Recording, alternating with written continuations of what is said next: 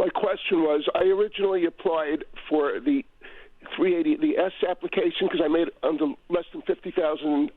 I got less than $50,000 loan, and the bank sent me back information. There wasn't enough information that I sent, but now with the new Easy application coming out, I heard you don't have to give it any information at all. Basically, should I withdraw my original forgiveness application and then reapply with the Easy application? Go ahead, JJ. Yes, but I will tell you this. You have 10 months before you are required to file for forgiveness following the covered period, which just means that you have time. The banks need to catch up. There's no requirement at all. It makes no sense to me why the banks are wanting to create more work for themselves. And it's actually less than $150,000 for the simplified application, where you make a certification that you've used it correctly and you list your amount of request for the PPP forgiveness. It's not blanket request. It's not automatic request, or an automatic forgiveness, I should say. You do not require anything. Now, the $50,000 or less used to be the Form 3508S. Now it's $150,000 or less for the 3508S. The only difference is that if you have $50,000 or less, then you do not have to worry about the FTEs or the salary deduction calculation.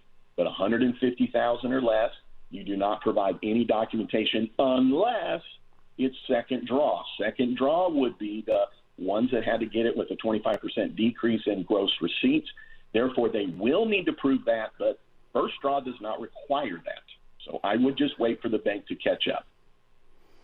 Okay, great question. Next up, we're going to go to Judy, my lovely client friend. Actually, it's Stephen, her husband. ADP has not yet given us the 2020 quarterly reports and W-3s. Is that a problem?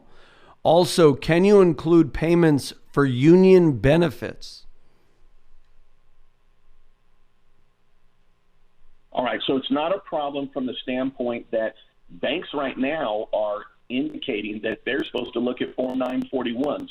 So you can take your 941s, you can take your payroll records, use that to be able to apply. There's actually no requirement for PPP, first draw, second draw, that it be based on W-2, W-3. Now, I'll tell you this, on the ADP, if they not produce the quarterly estimate, you need to get on the stick, because you are probably an employer that would qualify for the employee retention tax credit, which is huge, because even if you got PPP, you qualify now to get the ERTC.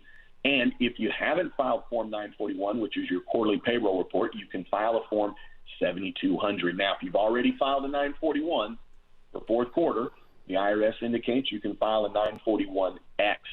The SBA and the IRS, I believe, are working together well on this. We're waiting for the IRS to update their website on this. But nonetheless, the rules are the same when we look at 2020.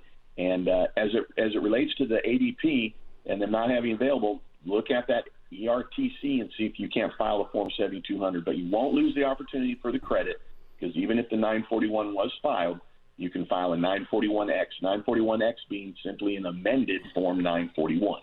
So we have Shirley on the YouTube channel, and folks, go over to youtube.com/Josh Jelinski, the financial quarterback.